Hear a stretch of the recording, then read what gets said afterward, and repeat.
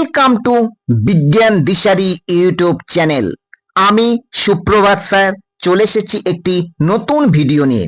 আজকের এই ভিডিওতে একটি স্কুলের দশম শ্রেণীর অর্থাৎ মাধ্যমিক 2027 পরীক্ষার্থীদের ফার্স্ট সামেটিভ পরীক্ষার জীবন বিজ্ঞানের প্রশ্নপত্র উপস্থাপন করতে চলেছি।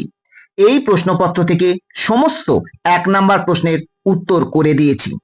উত্তর সহ সমস্ত প্রশ্নের বিস্তারিত আলোচনা করব এই ভিডিওতে, তাই ভিডিওটির প্রথম থেকে শেষ পর্যন্ত দেখবে। এই চ্যানেলে যারা নতুন তারা সাবস্ক্রাইব করবে এবং ভালো লাগলে লাইক ও শেয়ার করবে।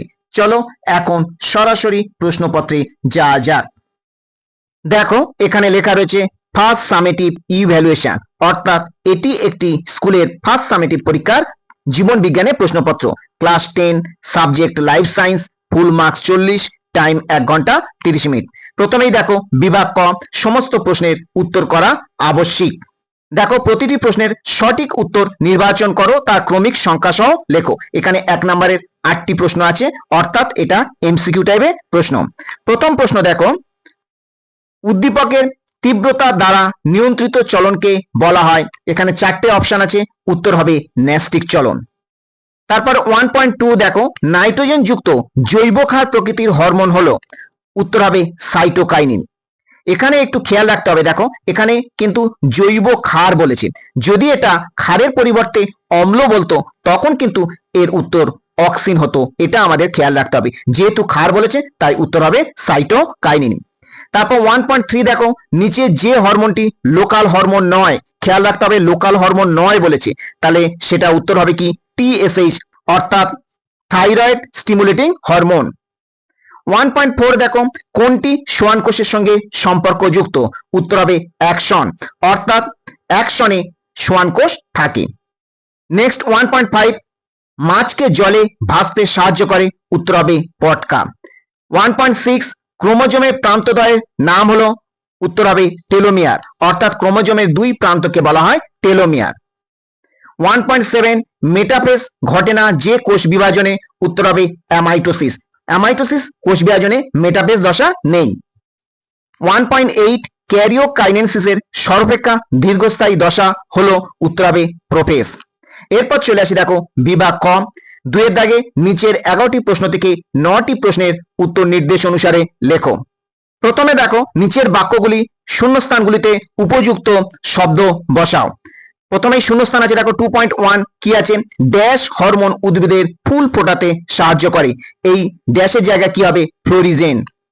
তারপর 2.2, স্নায়ুতন্ত্রের কোষ সমষ্টির অধিকাংশ হলো কোষ ড্যাশ, এই ড্যাশের জায়গা উত্তর হবে নিউরোগ্লিয়া, এটা খেয়াল রাখতে হবে। 2.3, দুটি কোষ বিভাজনের মধ্যবর্তী দশা হলো, এই ড্যাশের জায়গা হবে ইন্টারফেস। তারপর দেখো নিচের বাক্যগুলি সত্য অথবা মিথ্যা নিরূপণ করতে হবে। 2.4 কি আছে, টিউলিপ ফুলে থার্মোনাস্টি দেখা যায়, এটা সত্য, অর্থাৎ থার্মোনাস্টির চলন দেখা যায় টিউলিপ ফুলে। তারপর 2.5, জনন মাতৃকোষে মাইটোসিস কোষ বিভাজন দেখা যায়, এটা মিথ্যা, কারণ কি জনন মাতৃকোষে মাইটোসিস হয় না, মাইটোসিসের পরিবর্তে কি হবে মিওসিস। এরপর চলে আসি দেখো, এ স্তম্ভে দেওয়া শব্দের সঙ্গে বি স্তম্ভে দেওয়া সর্বাপেক্ষা উপযুক্ত শব্দটির সমতা বিধান করো, অর্থাৎ এ স্তম্ভের সঙ্গে বি স্তম্ভ মেলাতে হবে। দেখো এদিকে এ স্তম্ভ আছে, এদিকে বি স্তম্ভ আছে, এদিকে বেশ কিছু শব্দ দেওয়া আছে, এদিকেও বেশ কিছু শব্দ দেওয়া রয়েছে। এইবার দেখো এ স্তম্ভের সঙ্গে বি স্তম্ভ কোন উত্তর হবে। প্রথমে 2.6, রক্তের শর্করার মাত্রা হ্রাস, এটা উত্তর হবে অপশন সি ইনসুলিন। ইনসুলিন রক্তের শর্করার মাত্রা হ্রাস করায়। 2.7, সূচনাকাণ্ডের ভেতরে যে গহ্বর থাকে তাকে কি বলে, উত্তর হবে অপশন ডি কেন্দ্রীয় নালী। তারপর 2.8, পরাগরেণুর উৎপাদন, এটা উত্তর হবে অপশন বি হ্রাসকরণ বিভাজন। তাহলে এ স্তম্ভের সঙ্গে বি স্তম্ভ মিলিয়ে তোমাদের দেখানো হলো। তারপর দেখো একটি শব্দে বা একটি বাক্যে উত্তর দাও যে কোনো দুটি। তারপর দেখো 2.9, বিসদৃশ্য শব্দটি বেছে লেখো। কি কি শব্দ দেওয়া আছে দেখো, মায়োটম, এক্সটেনশন, ফ্লেক্সন, পাখনা। এই 4টে শব্দের মধ্যে কোনটা বিসদৃশ্য, উত্তর হবে পাখনা। পাখনাটা বিসদৃশ্য, কারণ কি পাখনা হলো মাছের গমনাঙ্গ, বাকি এগুলো কিন্তু কেউ গমনাঙ্গ নয়, এগুলো সব গমনে সহায়তা করে। তারপর 2 এর দাগে 10এরটা দেখো, ক্রোমোজোমের সেন্ট্রোমিয়ার বিভাজন ঘটে কোন দশায়, উত্তর হবে অ্যানাফেজ দশায়। অ্যানাফেজ দশায় সেন্ট্রোমিয়ারের বিভাজন ঘটে। তারপর 2 এর 11 দাগের প্রশ্ন, নিচের সম্পর্কযুক্ত প্রথম জোটটি রেখে দ্বিতীয়টি শূন্যস্থান উপযুক্ত শব্দ বসাও। প্রথমে কি আছে, দেহকোষ বিভাজন, মাইটোসিস, জননকোষ বিভাজন, এখানে কি উত্তর হবে, মিওসিস। অর্থাৎ জননকোষ বিভাজন হয় মিওসিস প্রক্রিয়ায়।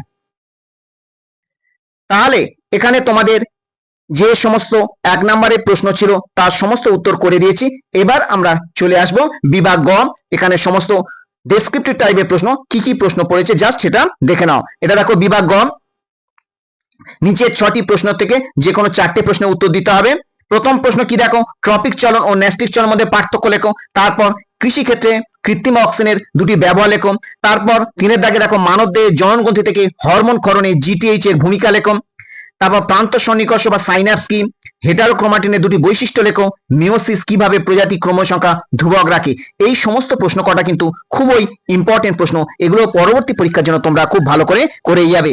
নেক্সট বিভাগ ঘ, এগুলো সমস্ত 5 নম্বরের প্রশ্ন। প্রথমেই দেখো 4 দাগে যে প্রশ্ন দিয়েছে, মানুষের চোখের অক্ষিগোলকের লম্বচ্ছেদের একটি পরিষ্কার চিত্র অঙ্কন করো এবং 4টে অংশ লেবেল করতে হবে। কি কি, 1 cornea, 2 lens, 3 vitreous humour, 4 retina. দেখো এবছর মাধ্যমিকে চোখের আঁকাটা খুবই ইম্পর্টেন্ট, সুতরাং এই আঁকাটা খুব ভালো করে প্র্যাকটিস করবে। এর অথবা প্রশ্ন কি দিয়েছে দেখো, একটি সরল প্রতিবর্ত পথের কার্যপ্রণালী সংক্ষেপে বর্ণনা করো। সহজাত বা জন্মগত এবং অর্জিত শর্তাধীন প্রতিবর্ত ক্রিয়ার পার্থক্য লেখো। তারপর 4.2 দেখো, জিব্রেলিনের সংজ্ঞা ও উৎস লেখো। এই হরমোন কিভাবে বীজের অঙ্কুরোদ্গমে ঘটায় উদ্ভিদের দৈর্ঘ্য বৃদ্ধি করে তা উল্লেখ করো। এর অথবা প্রশ্ন কি দিয়েছে দেখো, প্রাণী হরমোনের নির্দিষ্ট মাত্রায় ক্ষরণ গুরুত্বপূর্ণ কেন। নিচে রোগ দুটির কারণ ও উপসর্গ বিশদে ব্যাখ্যা করো। কোন কোন রোগ, বামনত্ব ও গলগণ্ড, এই দুটো রোগের কারণ এবং উপসর্গ উল্লেখ করতে হবে। তারপর দেখো 4 দাগে 3 প্রশ্ন, একটি আদর্শ ক্রোমোজোমের পরিচ্ছন্ন চিত্র অঙ্কন করতে হবে, অর্থাৎ ক্রোমোজোমের চিত্র করতে হবে এবং এখানে 4টে অংশ লেবেল করতে হবে। সেটা কি কি, ক্রোমাটিড, সেন্ট্রোমিয়ার, গৌণকাজ, টেলোমিয়ার। এরপর এর অথবা প্রশ্ন কি দিয়েছে দেখো, জীবের বৃদ্ধি, কোষ প্রতিস্থাপন, ক্ষয়পূরণ, পুনরুৎপাদন এবং প্রয়োজননে মাইটোসিস কিভাবে সাহায্য করে তার ব্যাখ্যা করো। তাহলে এই জীবন বিজ্ঞানের সমস্ত প্রশ্নটা তোমাদের সামনে তুলে ধরলাম। এই টাইপের প্রশ্ন তোমরা পরবর্তী পরীক্ষার জন্য খুব ভালো করে যাবে। আজ তাহলে এই পর্যন্ত, আবার দেখা হবে নতুন কোনো ভিডিও নিয়ে। তোমরা এই চ্যানেলের সাথে থাকো।